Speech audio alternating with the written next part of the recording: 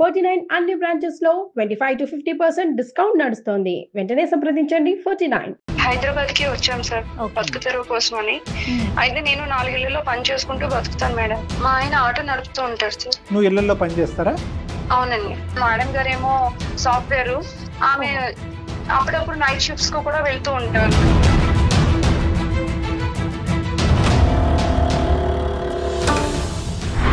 హాల్లోనా వేరే చోట ఎక్కడైనా?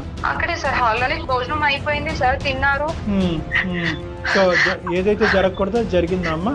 జరిగిపోయింది సార్. ఇతను వెళ్ళిపోతున్నట్టుగా నీకు తెలియదా? డబ్బులు ఇచ్చేసిన తర్వాత వాళ్ళు వెళ్ళిపోయారు. 2 లక్షలు ఇచ్చారు సార్. అబ్బా. ఇంకా నా మీదే మేడం గారికి అనుమానం వచ్చి నన్ను అడిగారు. నన్ను కొట్టారు కూడా మేడం. నేను తీయలేదు మేడం అని చెప్పాను మేడం. సార్ ఇంకా నీకు చచ్చిపోవడం తప్ప నాకు వేరే అవకాశం లేదు మేడం. ఒక చిన్న ట్రిక్ ప్లే చేద్దామమ్మా, తప్పదు. ముళ్ళుతోనే తీయాలి. సో నువ్వు అతనికి ఫోన్ కలుపు. కంప్లైంట్ ఇచ్చారు. మీరు నాకు డబ్బులు ఇచ్చారు కదా సార్, ఆ డబ్బులు ఎక్కడ ఏంటి, ఇంట్లో దొంగతనం జరిగిందని మేడం నా మీద కంప్లైంట్ ఇచ్చారు సార్. పోలీసులు వచ్చేస్తారు మా ఇంటికి. డబ్బులు అంటే ఏదో నీ అవసరాల కోసమని నేను ఇచ్చాను, కానీ దానికి ఏం సంబంధం? కాదండి, మీరు ఇందాక ఏదో కోఆపరేషన్ అన్నారు కదా, మరి ఏం కోఆపరేట్ చేసుకున్నారు ఒకరికొకరు? మీకు అవన్నీ ఏం అవసరం సార్? వాళ్ళు పని మనుషులండి. వాళ్ళ పని మనుషులు 100 రకాలు ఎన్నో చెప్తారండి. నేను ఒక ప్రొఫెషనల్, ఒక మంచి పేరు హోదాలో ఉన్నటువంటి వ్యక్తిని. మరి మీ ఇంటికి పని కోసం వచ్చిన పిల్లతో మీరు బిహేవ్ చేసేది అదేనండి? ఇంటి పని వంట పని కాకుండా ఒంటి పనికి వాడుకున్నారు మీరు. మరి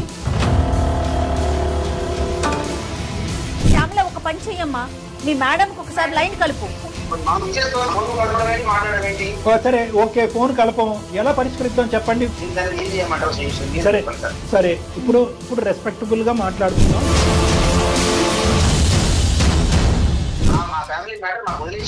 ఓకే ఓకే, చాలా నచ్చావు. ఇప్పుడు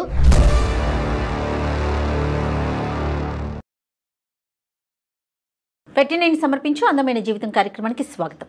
నమస్తే కళ్యాణ్ గారు. నమస్తే జయ గారు. కళ్యాణ్ గారు, ఒక 4 ఇళ్లలో పని చేసుకుంటే తప్ప రోజు గడవని ఒక ఆమె, తన పేరు శ్యామల. ఒక 4-5 రోజుల నుంచి కూడా వస్తూ ఉంది ఆఫీస్కి. నేను డైరెక్ట్గా కూడా మాట్లాడాను. తన సమస్య నాకు చెప్పుకుంది. తెలుసో తెలియకో ఒక తప్పు జరిగింది, అది వెంటాడుతోంది. తనకి ఏం చేయాలో అర్థం కావట్లా. ఇళ్లలో పని చేసుకుంటారు. డైరెక్ట్గా మీరు ఇక్కడ ఉంటారేమో కలుద్దామని వచ్చేసింది తను. డాక్టర్ గారు ఇక్కడ ఉండరమ్మా అంటే, ఇట్లా అందమైన జీవితం ప్రోగ్రామ్ నేను చూస్తానమ్మా, ఈ ఎపిసోడ్ చూశాను, ఆ ఎపిసోడ్ చూస్తాను అన్నీ చెప్తా ఉంది. సరే, నేనే ఫోన్ చేసి డాక్టర్ గారితో నీతో మాట్లాడిస్తానని చెప్పానండి. ఒకసారి మాట్లాడతానండి.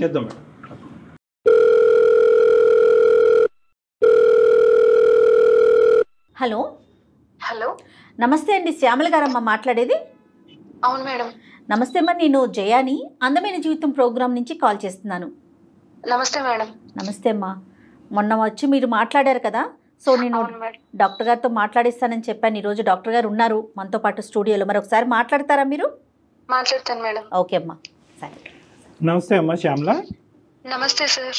నా పేరు డాక్టర్ కళ్యాణ్ చక్రవర్తి. అమ్మా చెప్పండి అమ్మా, ఏంటి సమస్య అమ్మా?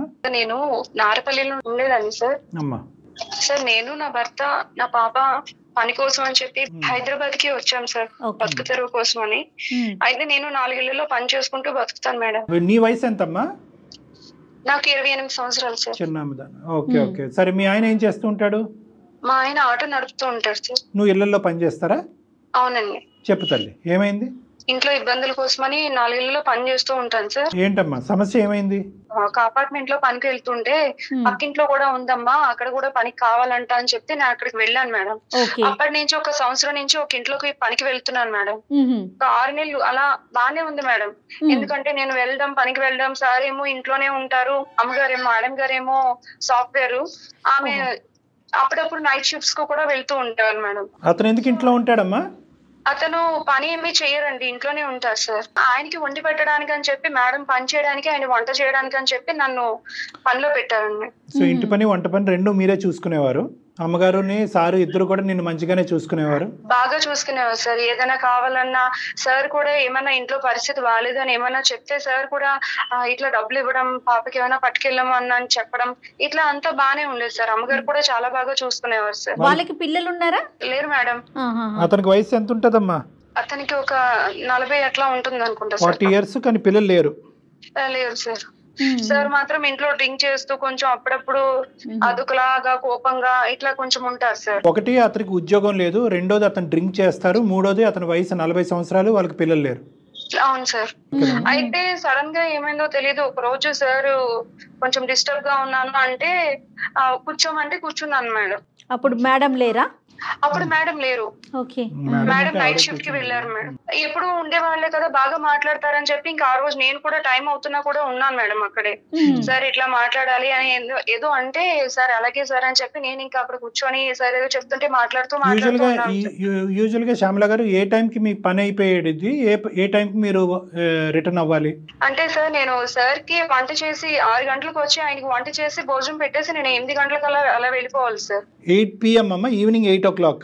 అవును సార్. సో బాగా చీకటి పడిన తర్వాత వెళ్తాం. మీ అమ్మగారు ఎన్నింటికి వచ్చేవారు ఆవిడ?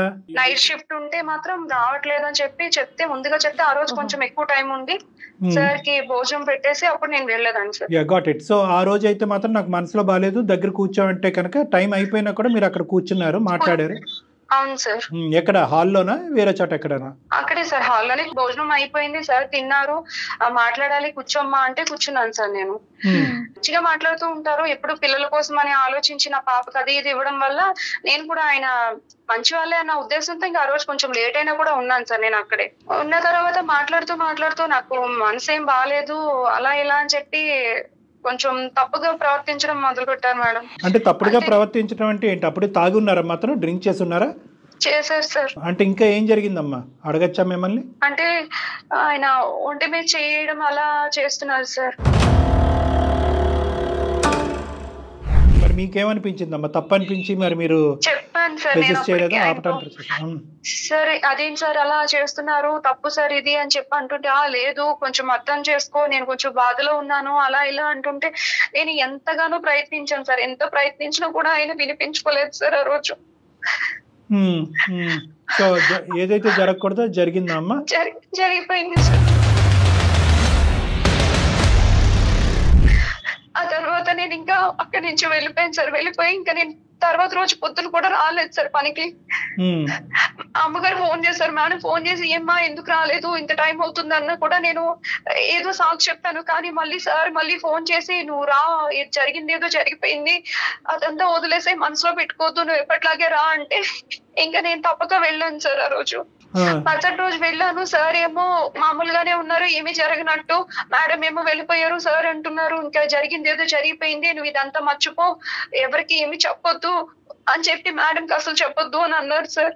మేడం చెప్పొద్దు అన్నారు, నిన్ను మనసులో తీసేయమన్నారు, ఏమి లేనట్టే మాట్లాడుతున్నారు.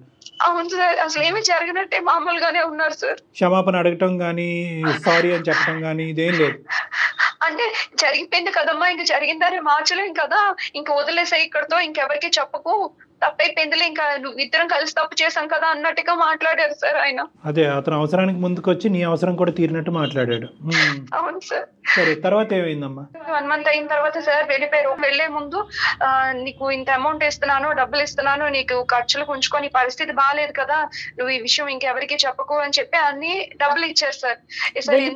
ఏంటి శ్యామల, ఎక్కడికి వెళ్ళిపోయారు? అంటే మేడం ఆయన జాబ్ కోసం వెళ్ళిపోయారు ఏంటి అనేది నాకైతే చెప్పలేదు మేడం, కానీ ఆయన మాత్రం ఇంట్లో ఉండకుండా వెళ్ళిపోయారు. అంటే మీ మేడం కి ఆయనకి ఏమన్నా మధ్య డిస్కషన్ కానీ అలాంటిది ఏమన్నా విన్నారా మీరు? అవుతుంది మేడం, వాళ్ళు రోజు తిట్టుకోవడం ఇట్లా అరుచుకోవడం ఇలా జరుగుతుంది. అంటే సార్ ఏమో కోవిడ్ టైంలో ఏదో బిజినెస్ పెట్టి లాస్ అయిపోయారంట మేడం. ఓకే. అందుకని ఆయన ఇంట్లో ఉంటున్నారంట. దానికోసం వాళ్ళు ఎప్పుడూ మాట్లాడుకుంటూనే ఉంటారు, కానీ కొన్ని రోజుల నుంచి ఆయనకి ఆమెకి మధ్య గొడవ అన్నది కొంచెం పెద్దదిగా అయింది. మేడం గారు ఎప్పుడూ అరుస్తున్నారు, గట్టిగా అరుస్తున్నారు, నువ్వేం పని చేయట్లేదు, డబ్బులు ఎట్లా చేస్తున్నావు, అలా చేస్తున్నావు, ఇంట్లోనే ఉంటున్నావు అని మేడం అంటూ ఉన్నారు. ఇట్లా గొడవలు అవుతున్నాయి మేడం. కదమ్మా, ఇప్పుడు ఇతను వెళ్ళిపోతున్నట్టుగా నీకు తెలియదా? డబ్బులు ఇచ్చేసిన తర్వాత వాళ్ళు వెళ్ళిపోయారు. 2 లక్షలు ఇచ్చారు సార్. అబ్బా, ఎట్లా ఇచ్చారమ్మా? అకౌంట్ లో వేసారా, మీకు చేతికి ఇచ్చారా? చేతికి ఇచ్చారు మేడం. ఎందుకని అడిగావమ్మా? అడిగాను సార్, ఎందుకు సార్ ఇంత డబ్బులు ఇస్తున్నారు అంటే లేదు నువ్వు ఇబ్బందుల్లో ఉన్నావు కదా అని చెప్పి అన్నారు సార్. నువ్వేమీ ఆశపడలే డబ్బుల గురించి? లేదు సార్. అతనే ఇచ్చారు. అంటే అసలు ఆవిడకి తెలియదు కదా డాక్టర్ గారు. ఓకే, ఈ సంఘటన జరగడానికి డబ్బులు ఇవ్వడానికి మధ్యలో గ్యాప్ ఎంత ఉంది? జరగడానికి మధ్య ఒక 1 month ఉంటుంది సార్. 1 month తర్వాత ఎందుకు ఇతను వెంటనే ఇవ్వలేకపోయాడు? ఇప్పుడు యూజువల్ గా ఏంటంటే ఇది కప్పిపుచ్చేసేయి, ఇది బయట ప్రపంచానికి తెలియకూడదు, లేదంటే నేను చేసిన తప్పుకి నేను డబ్బు ద్వారా తీరుస్తున్నాను నువ్వు అనుకోవద్దు అని చెప్పి కొద్ది గొప్ప పెడతారు. మరి 2 లక్షలు పెట్టాడు, కానీ నెల రోజుల వరకు గ్యాప్ ఎందుకు వచ్చింది?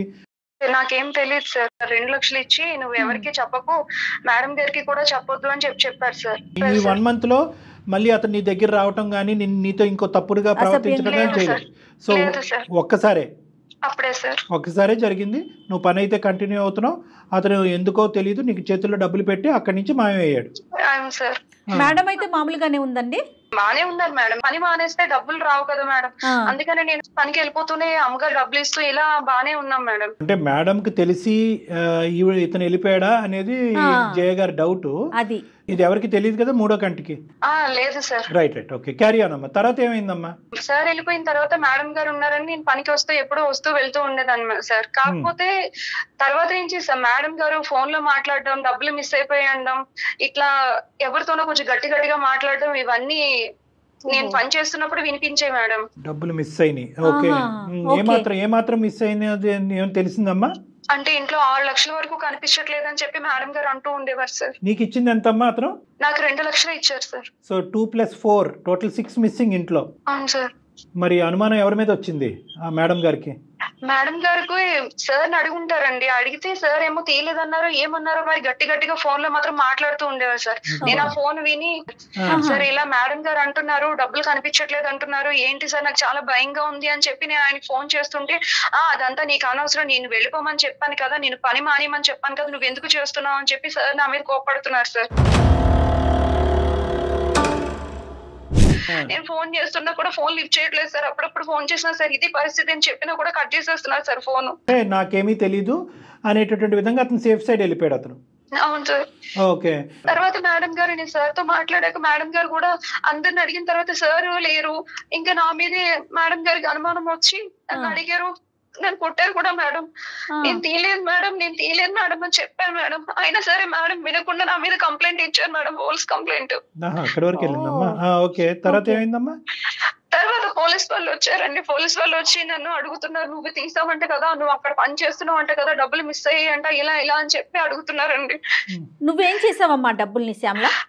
ఆ డబ్బులు నేను నా భర్తకి ఇచ్చాను మేడం.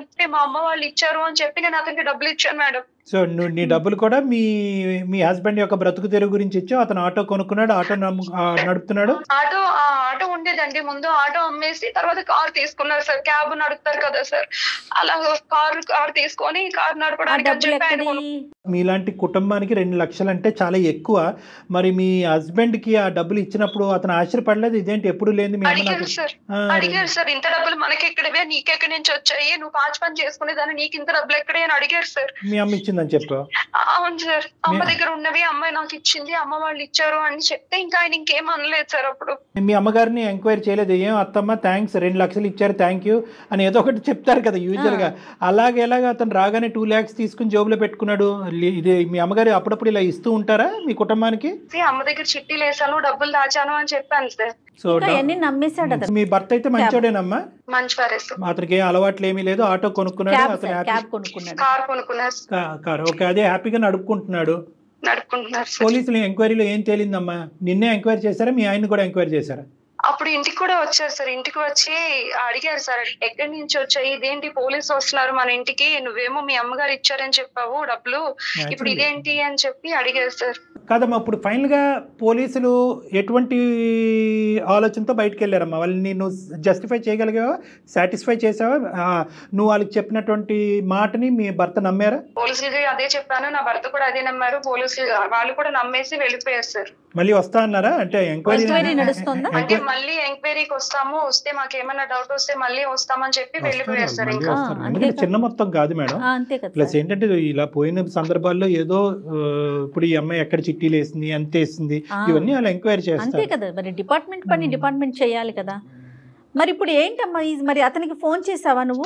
పోలీసులు వచ్చి వెళ్ళిన వెంటనే నేను మళ్ళీ సార్ కి ఫోన్ చేశానండి. సార్ కి ఫోన్ చేస్తే సార్ ఫోన్ లిఫ్ట్ చేసి, నీకు ఎన్నిసార్లు చెప్పాను నీకు ఫోన్ చేయొద్దని చెప్పాను కదా, నేను పని మానేమన్నాను, ఇదే మాట మాట్లాడుతున్నారు మేడం. నేను పోలీసులు వచ్చారండి, మేడం గారు ఇలా నా మీద పోలీస్ కంప్లైంట్ ఇచ్చారని కూడా చెప్పాను మేడం. నేను రికార్డ్ చేయవలసిందిరా అలాంటి మాటలు, ఇలాంటి వాళ్ళని పని మానేమంటున్నారా డాక్టర్ గారు అన్నట్లుగా రికార్డ్ చేయాలి. చేస్తే అసలు ఆడి తాట తీసుండేవాళ్ళం కదమ్మా. నువ్వు ఏమైనా చదువుకున్నావా? Intermediate discontinue sir. శుభ్రంగా ఏ ఉద్యోగం చేసుకుండేది. సరేలే, మమ్మల్ని ఏ విధంగా హెల్ప్ చేయమంటావు? మరి పోలీసులు వచ్చే లోపు ఏదో ఒకటి జరగాలి, లేదంటే నీ మీద అరెస్ట్ వారెంట్ ఇష్యూ అవుతుంది, నువ్వు జైల్లోకి వెళ్ళే అవకాశం ఉంటది. ఇప్పుడు నీ సమస్య ఏంటి? నీ డైలమా ఏంటి? భయపడకు ఏడవద్దు, చెప్పమ్మా. ఇప్పుడు నా పరిస్థితి నాకు అర్థం కావట్లేదు సార్. నా భర్త చూస్తే నేను చేసిన తప్ప ఆయనకి చెప్పలేను. ఆ డబ్బులు ఎందుకు వచ్చాయని పోలీసులు, ఎక్కడి నుంచి వచ్చాయని పోలీసులు అడుగుతున్నారు. ఆ డబ్బుల కోసం మాట్లాడదామంటే సార్ ఏమో ఫోన్ లిఫ్ట్ చేయకుండా ఆయన ఫోన్ కట్ చేసేస్తున్నారు. ఎక్కడికో వెళ్ళిపోయారు, ఎక్కడికి వెళ్ళారో కూడా తెలియదు సార్. ఇప్పుడు నా పరిస్థితి ఏంటో నాకు అర్థం కావట్లేదు సార్. నేను ఒకరికి చెప్పుకునే పరిస్థితి కాదు సార్. నేను ముందు నువ్వు వెనకతలు గోయి, ఒప్పుకుంటే ఒక సమస్య, ఒప్పుకోకపోతే ఒక సమస్య. అవును సార్, ఇంకా నేను చచ్చిపోవడం తప్ప నాకు వేరే అవకాశం లేదు మేడం.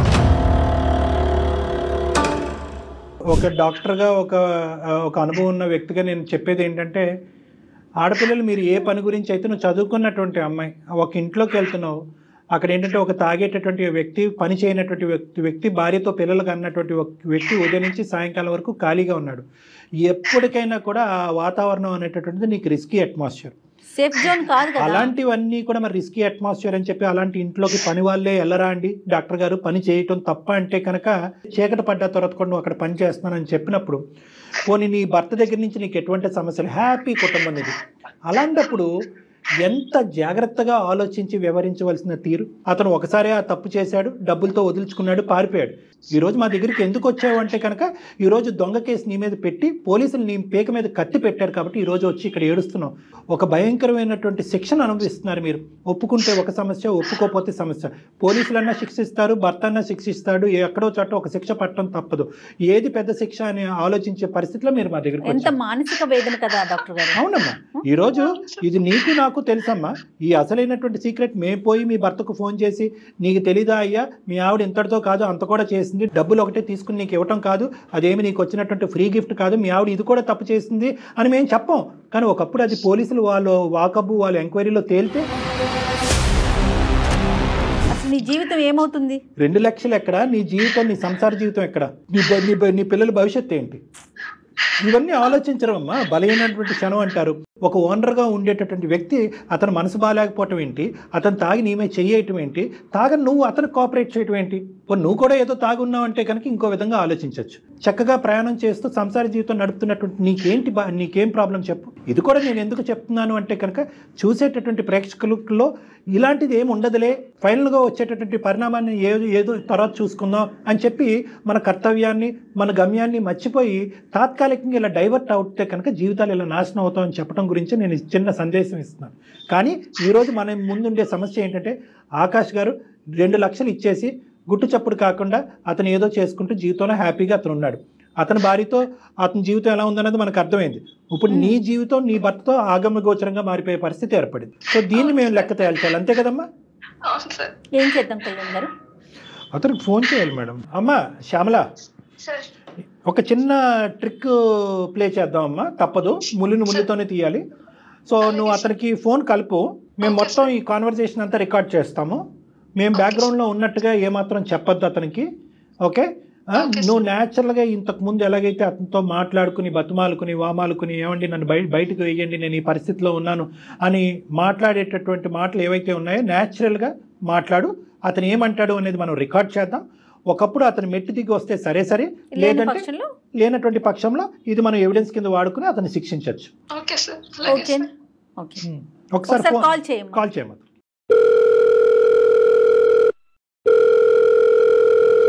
వాళ్ళిద్దరి మధ్యన ఇష్యూస్ ఉండే madam, wife and husband. Hello sir. Hello, ఎవరమ్మా? సార్ నేను సార్ శ్యామలాన్ సార్. చెప్పమ్మా శ్యామల. ఏంటి సార్, నాకు అసలు పోలీసులు మా ఇంటికి వచ్చారు సార్.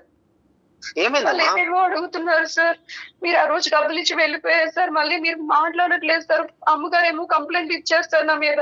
దేని గురించి? ఎవరు దేనికి కంప్లైంట్ ఇచ్చారు? మీరు నాకు డబ్బులు ఇచ్చారు కదా సార్, ఆ డబ్బులు ఎక్కడికి ఏంటి ఇంట్లో దొంగతనం జరిగిందని మేడం నా మీద కంప్లైంట్ ఇచ్చేస్తారు, పోలీసులు వచ్చేస్తారు మా ఇంటికి. డబ్బులంటే ఏదో నీ అవసరాల కోసమని నేను ఇచ్చాను కానీ దానికి ఏం సంబంధం?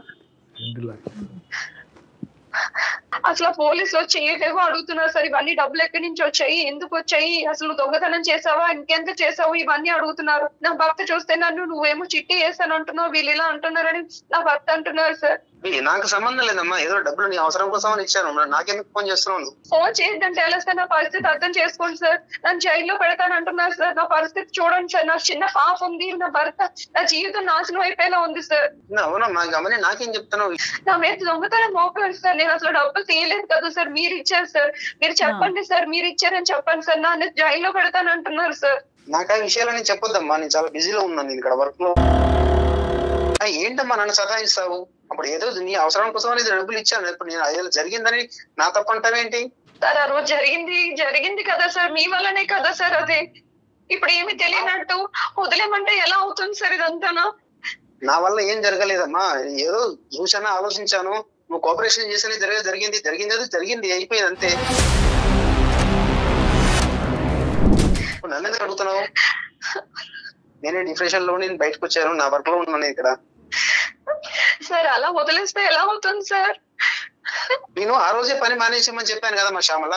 తప్పు జరిగిందంటే నీ కోఆపరేషన్ అయితే తప్పు జరిగిందా? వాళ్ళు నాకు ఊకే ఫోన్ చేసి నన్ను సతాయిస్తాం ఎందుకు? ఆకాష్ గారు, మేము లైన్ లో ఉన్నాం. నా పేరు డాక్టర్ కళ్యాణ్ చక్రవర్తి అండి. మేము సుమన్ టీవీ అందమైన జీవితంలో నుంచి మాట్లాడుతున్నాం. మేము బ్యాక్గ్రౌండ్ లో ఉన్నామండి. ఆకాష్ గారు, నాతో పాటు జయ గారు కూడా ఉన్నారు. మా కార్యక్రమం గురించి మీకు తెలిసే ఉంటుంది. దయచేసి ఒక చిన్న విన్నపం, అర్ధాంతరంగా ఫోన్ మాత్రం కట్ చేయకండి. మీరెవరు సార్? మీరు ఇళ్ళకి వచ్చారు, మీరు ఎక్కడి నుంచి వచ్చారు, మీరెవరు? కాదండి, మేము ఆకాశం నుంచి వచ్చాం. అదంతా అనవసరం. మీరు చేసినటువంటి తప్పు పనికి ఈ రోజు అమ్మాయి బాధితురాలు అయ్యి అనుభవిస్తుంది. మన ఇద్దరం కలిసి చేసాం కదా. తప్పు చేశానండి? కాదండి, మీరు ఇందాక ఏదో కోఆపరేషన్ అన్నారు కదా, మరి ఏం కోఆపరేట్ చేసుకున్నారు ఒకరికొకరు? మీకు అవన్నీ ఏం అవసరం సార్? మీకు నాకు ఎందుకు అవసరం లేదనేది నేను తర్వాత చెప్తాను. ఈ రోజు ఆ అమ్మాయి జీవితం సందిగ్ధ పరిస్థితిలో ఉంది. ముందు నుయ్యి వెనకట్లు గొయ్యి ఉంది. ఆ అమ్మాయి తెలియక ఒక తప్పు చేసింది. మీరు కూడా తప్పు చేశారు, కాదనట్లేదు. మీరు దానికి పరిష్కార మార్గంగా ఒక 2 లక్షలు ఆ అమ్మాయికి ఇచ్చారు, అది కూడా ఓకే. కానీ తర్వాత జరిగేటటువంటి పరిణామాలకు కూడా మీరే బాధ్యత వహించవలసినటువంటి అవసరం ఉంది. మీరు తాగినటువంటి మైకంలోనో లేదంటే ఒక పెద్దరికం అనేటటువంటి పొగరుతోనో ఆ అమ్మాయిని వశపరుచుకున్నారు. ఆ బలైనటువంటి క్షణంలో ఇద్దరు ఒకటయ్యారు. మీరు 2 లక్షలు ఇచ్చి వెళ్ళిపోయారు. ఆ అమ్మాయి మీ దగ్గర నుంచి తీసుకున్నట్టుగా ఒప్పుకోమంటారా? మీ భార్య ఎదురుగుంటా వద్దా? అదొక్కటి చెప్పండి. వాళ్ళు పని మనుషులండి. వాళ్ళ పని మనుషులు 100 రకాలు ఎన్నో చెప్తారండి. నేను ఒక ప్రొఫెషనల్, ఒక మంచి పేరు హోదాలో ఉన్నటువంటి వ్యక్తిని. ఏమండి, మంచి స్టేటస్ లో ఉంది సమాజంలో. మీరు దయచేసి సాఫ్ట్వేర్ హార్డ్వేర్ అని చెప్పి మీ పరువు తీయకండి, అర్థమైందా? ఎందుకంటే కనుక మీరు చేసినటువంటిది ఒక చాలా తప్పుడు పని. మీ భార్యని అక్కడ గొంతు కోసారు. ఇంకో ఆడపిల్లి యొక్క శీలాన్ని డబ్బులతో కొనేటటువంటి ప్రయత్నం చేశారు. చెప్పా పెట్టకుండా ఇక్కడి నుంచి పారిపోయారు. పైపెచ్చి ఏంటంటే ఈ రోజు ఎవరు ఉద్యోగం వాళ్ళకి రెస్పెక్ట్ అండి, ఎవరు పని వాళ్ళండి. మనం చేసే పనిని బట్టి మనకి రెస్పెక్ట్ కాదండి, మన వ్యక్తిత్వాన్ని బట్టి ఉంటుంది. అసలు ఏం మాట్లాడుతున్నారండి? మేము మీకు మర్యాద ఇస్తున్నాం కాబట్టి మీరు కూడా మర్యాద ఇచ్చి మాట్లాడండి. మీరు మానవత్వానికి మర్యాద ఇవ్వండి. మీరు చేసినటువంటి తప్పుని కప్పిపుచ్చేటటువంటి ప్రయత్నం మాట్లాడతాను సార్. నేను మర్యాదగానే మాట్లాడుతున్నాను. మీరెవరు నాకు అనవసరంగా ఫోన్ చేసి మీరు ఎట్లా నాకు చాలా అవసరం ఉంది, ఒక బాధ్యత ఉంది, ఇది ఒక సామాజిక పరమైనటువంటి వేదిక. ఆ అమ్మాయి వెళ్ళినట్టు మేము నిలబెడతాం. మీరు రక్షించేదానికి ఎంత దూరమైనా మేము ప్రయాణం చేయడానికి మేము రెడీగానే ఉన్నాం. దయచేసి మీరు మర్యాద ఇచ్చి మాట్లాడితే మేము మర్యాదగా మాట్లాడతాం. మీరెవరు అనేటటువంటి హక్కు మీకు లేదు. మీరు తప్పు చేశారు, తప్పును కప్పిపుచ్చుకోవటానికి 2 లక్షలతో అమ్మాయిని కొనేటటువంటి ప్రయత్నం చేశారు. ఈ రోజు ఆ అమ్మాయి మెడ చుట్టూరుని ఉరితాడు బిగుసుకుంది. ఈ రోజు సమాజంలో ముందుకొచ్చి ఒప్పుకుంటే దొంగతనం అవుతుంది, ఒప్పుకోకపోతే ఒక సమస్య అవుతుంది. అందుగురించి నేను మిమ్మల్ని ఒక ప్రశ్న అడిగాను. డబ్బులు ఇచ్చింది మీ ఆయనే, నన్ను ఇలా వాడుకున్నందుకు డబ్బులు ఇచ్చాడు అని చెప్పి ఈ రోజు కాన్ఫరెన్స్ కాల్ మీ భార్య కలిపి మాట్లాడదామా? అవన్నీ మీకేం అవసరం సార్? మళ్ళీ పదే ఆ మాట ఏంటండి? మీడియా తరపున మాట్లాడుతున్నాం మేము. ఒక డాక్టర్ గారు, ఆయన ఒక ప్రొఫెషనల్ లో ఉన్నారు. ఏం మాట్లాడుతున్నారు మీరు? ఉద్యోగాన్ని బట్టి మన వ్యక్తిత్వాలు ఉండవండి. ఉద్యోగం అంత చదువుకున్నారు, మీరు చేసిన పని ఏంటి? మీరేం పని చేశారు?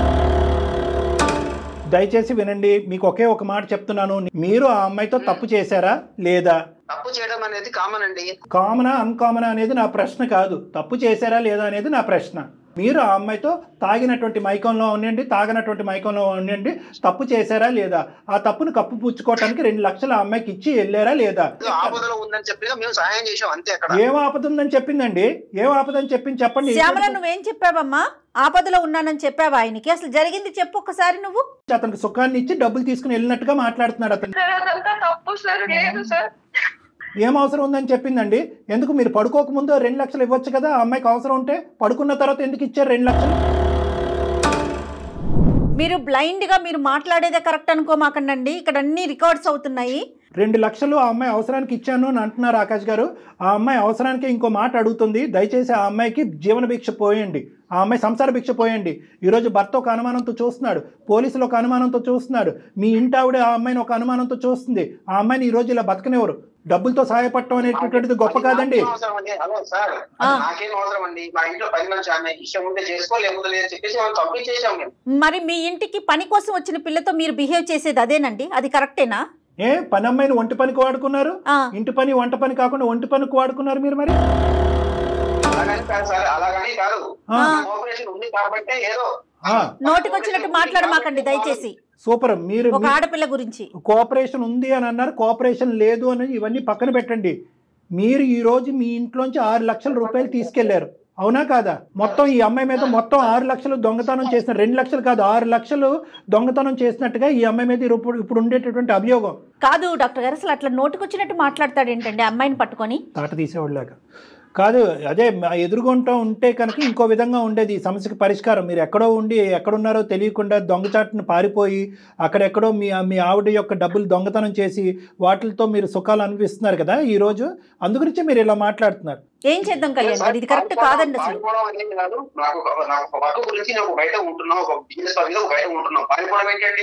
సరే సరే ఓకే ఓకే, మీరు ఉద్యోగాలు చేసుకుంటున్నారు, చాలా గౌరవప్రదం, అంతవరకు ఓకే. ఫోన్ కలుపుదామా మీ భార్యతో? అసలైనటువంటి నిజాలు ఆవిడకి కూడా తెలియాలిగా.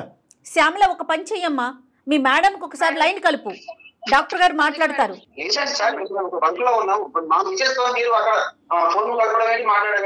సరే ఓకే, ఫోన్ కలపం. ఎలా పరిష్కరిద్దాం చెప్పండి.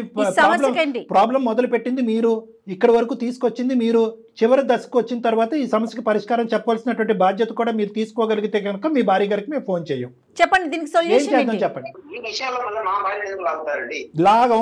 లాగము ఎందుకంటే ఆవిడ లాగితే కనుక ఇంకా వేరే జీవితాలు కూడా ముడిపడి ఉన్నాయి కాబట్టి లాగము. మీరు ఎలా సమస్యకు పరిష్కారం చెప్తారో అదొకటి చెప్పండి అంతే. మాకు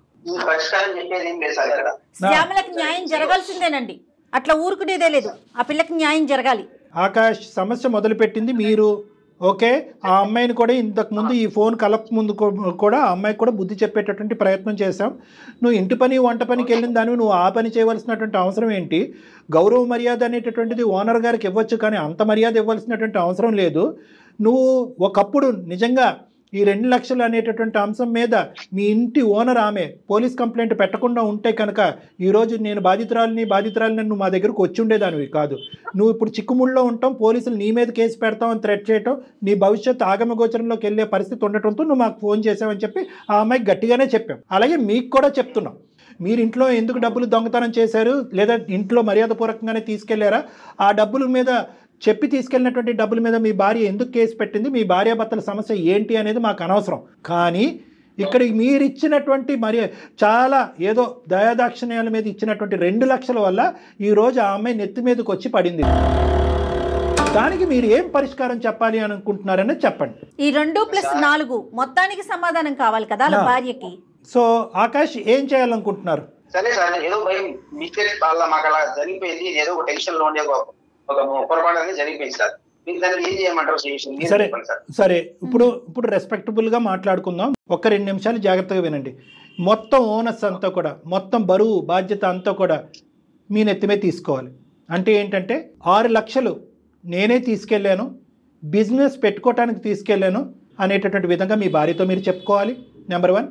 మరి ఇంతకుముందు తీసుకెళ్ళావా అంటే లేదు అని ఎందుకు చెప్పానంటే భయపడో లేదంటే ఇంకో ఆలోచనతోనో నేను ఆ విధంగా చెప్పవలసింది అనేటటువంటి ఆ కథ ఏ విధంగా మీ భార్యతో మీరు అల్లుకుంటారు అనేటటువంటిది మీ ఇష్టం. ఈ అమ్మాయి పేరు మాత్రం రాకూడదు. సరే సార్, ఇప్పుడు మీరు 6 లక్షల రూపాయలు అంటే ఎక్కడి నుంచి తీసుకురాను సార్? నేను అసలు బాగా టెన్షన్ లో ఉన్నాను. నేను నీ టెన్షన్ కంటే ఆ అమ్మాయి టెన్షన్ 100 రెట్లు అమ్మాయి ఎక్కువ. జీవితం చాలా ఇంపార్టెంట్. గా కూర్చొని ఆలోచిస్తే 100 పరిష్కార మార్గాలు. కళ్యాణ్ గారు, సమస్య అతని వల్ల మొదలైంది, పరిష్కారం అతనే చూడాలి. కానీ ఖచ్చితంగా మీరు చూడాల్సింది. ఆలోచించుకోండి, మీ భార్యకి ఎలా చెప్తే తను ఒప్పుకుంటుందో ఆలోచించండి. ఇప్పుడు మీ ఇద్దరి మధ్యన 1,00,000 గొడవలు ఉన్నాయ్యా, భార్య భర్తల మధ్యన. మీరు ఎన్నో సందర్భాల్లో నానా కథలు చెప్పుంటారు. ఇప్పుడు కూడా 6 లక్షలు పట్టుకెళ్ళలేదని చెప్పేది ఒక కట్టుకదే కదా.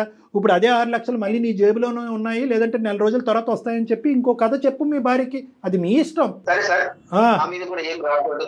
బై మిస్టేక్ ఏదో మాకు అట్లా పొరపాటు జరిగిపోయింది. ఓకే, నా కాపాడండి, నా లైఫ్ ని కాపాడండి, ఇక్కడ ఆమెకు ఒక మంచి లైఫ్, నా ఆమెకు కాపాడండి. నేను ఒప్పుకుంటున్నాను. మా ఫ్యామిలీ మ్యాటర్ నాకు వదిలేసేయండి. అమ్మాయికి నేను న్యాయం చేస్తాను. చాలా నచ్చావు. ఇప్పుడు ఒకప్పుడు ఇదే మాట మీద నిలబడకపోతే కనుక మొత్తం నువ్వు ఇప్పుడు మాట్లాడింది అంతా కూడా ఆడియో రికార్డింగ్ మా దగ్గర ఉంది. మేము నెక్స్ట్ స్టెప్కి వెళ్ళటానికి కూడా మేము సంకోచించాం. ఈ శ్యామల వాళ్ళ భర్తకి చెప్పే విధంగా మేము చెప్పుకోగలం, మీ భార్యకి చెప్పే విధంగా మీరు చెప్పుకోగలం, ఆ అమ్మాయి సంసార జీవితం పాడవకుండా కూడా అమ్మాయిని కాపాడగలం. కాబట్టి మొత్తం నీ జుట్టు మా చేతిలోనే ఉంది. కాబట్టి దయచేసి ఇప్పుడు నువ్వు చెప్పినటువంటి మాట మీద నిలబడి రిక్వెస్ట్ చేస్తున్నాను, నా విషయం కూడా మీరు ఎవరికి చెప్పకండి. నాకు అర్థమైపోయిందా? చెప్పలే అమ్మ, మళ్ళీ నీకు చెప్తున్నాను, నువ్వు చేసినటువంటిది ఏమి పుణ్య కార్యక్రమం, గొప్ప కార్యక్రమం కాదు, చాలా భయంకరమైనటువంటి కార్యక్రమం. ఈ రోజు అందమైన జీవితం అనేటటువంటి ఈ వేదిక ఉంది కాబట్టి నువ్వు ఈ రోజు వచ్చి మమ్మల్ని ఆశ్రయించి ఇందులోంచి గట్టెక్కో. లేదంటే నీ జీవితం ఎంత భయంకరంగా ఉండేదో ఒక్కసారి ఆలోచించుకో. ఇటువంటి తప్పులు చేసేటటువంటి ప్రతి అబ్బాయికైనా అమ్మాయికైనా మా వేదిక ద్వారా ఒకే విన్నపం, దయచేసి ముందు చూపుతో ఆలోచించండి. ఇక్కడ అయిపోయింది కదా, తర్వాత పరిణామాలు తర్వాత చూసుకుందాము, నిదానంగా జారుకుందాం అనేటటువంటి ఆలోచన ఉండకూడదు. ఎందుకంటే కర్మ సిద్ధాంతం నమ్మేటటువంటి వాళ్ళు కర్మ అనేటటువంటిది ఇంకో జన్మలో ఉండదు. ఆ శిక్ష అనేటటువంటిది ఇప్పుడే పడుతుంది. అదే నువ్వు ఈ రోజు అనుభవిస్తున్నావు. అదృష్టం కొలిది మేము ఇంటర్వ్యూ అవటం వల్ల నీ పరిష్కారం సద్గుణంగా అయింది. జీవితంలో కొన్ని ముఖ్యమైనటువంటి అంశాలు ఉంటాయి. అవి ఏంటంటే కుటుంబం, ఉద్యోగం, పిల్లల యొక్క భవిష్యత్తు, ఇలాంటి అంశాలన్నీ కూడా ఒకే ఒక తప్పుతో అన్ని గాలికి ఆవిరైపోయేటటువంటి అవకాశం ఉంటుంది. నీది కూడా అదే పరిస్థితి. అర్థమైందమ్మా? రైట్. వేసే ప్రతి అడుగు చాలా జాగ్రత్తగా వేయాలమ్మా. ఓకేనా? అయిపోయింది, వదిలేసే ఒక అమ్మా. నిజంగా ఈ అందమైన జీవితం ద్వారా నా జీవితానికి ఒక అర్థం తెలిసింది మేడం. లేకపోతే పరిస్థితి ఏమైపోతుందో కూడా నాకు తెలిసేది కాదు మేడం. Right madam. ఓకేనమ్మా. ఇంకా అక్కడ ఆవిడకి ఎప్పుడైతే అప్పుడు ఆవిడకి డబ్బులు అందుతాయో, లేదంటే వీళ్ళిద్దరు భార్యాభర్తలు మాట్లాడుకుంటారో, ఆవిడ ఖచ్చితంగా కేసు వాపస్ తీసుకుంటుంది. లేదంటే ఒకప్పుడు అవసరమైతే కనుక మేము కూడా ఇంటర్వ్యూ అవుతాం, ఆవిడతో కూడా చెప్తాము. దయచేసి మీరు చూసుకోండి. ఆ అమ్మాయి ఎవరినో ఇరికించే ప్రయత్నం చేస్తున్నారంటే ఆ అమ్మాయిని ఇరికించొద్దని చెప్పి మీ ఓనర్ అమ్మకు కూడా మేము చెప్పుకునే ప్రయత్నం చేస్తాం అమ్మా. ఓకేనా? రైట్. ఆవిడ కేసు రైట్ అండి. అతనికి అర్థమైంది కళ్యాణ్ గారు. మేడం, శ్యామల దగ్గర నుంచి 2 things. శ్యామల దగ్గర నుంచి అతని నెంబర్ తీసుకోవాలి. ఈ రోజు ఇలా మాట్లాడినటువంటి వ్యక్తి రేపు ప్లేట్ ఫిరాయించడం అనేది మనకు నమ్మకం లేదు. ఎందుకంటే అతను ప్లాన్ బి, ప్లాన్ సి ఏవో రకరకాల ఆలోచిస్తూ ఉంటాడు. ఫోన్ పెట్టిన తర్వాత మనం ఫోన్ పెట్టేంత వరకే అతను మాట్లాడు. కాబట్టి అతని నెంబర్ కూడా మనం తీసుకోవాలి. ఇంకా శ్యామల యొక్క కథ కంచికి చేరినట్టు కాదు. ఎందుకంటే మనం నెక్స్ట్ స్టేజ్ లో కూడా, అంటే ఆ అమ్మాయి మీద పడినటువంటి కేసు కూడా వాపస్ తీసుకునేంత వరకు పోరాటం అనేది కొనసాగాలి. తనకి మనం సపోర్ట్ చేయాలి. కానీ మీరు పదే చెప్తా ఉన్నారు చూడండి, ఆడపిల్లలైనా మగపిల్లలైనా మనం ఏం చేసినా ప్రతి క్షణం కూడా మెలకువతో, జాగరూకతో, అంటే దానివల్ల ఇబ్బంది మనకి కలగకూడదు, మన కుటుంబ సభ్యులకి కలగకుండా ముందుకు వెళ్ళాలి కదండి. అవునమ్మా. రైట్ అండి. Thank you so much Kalyan గారు. నమస్తే.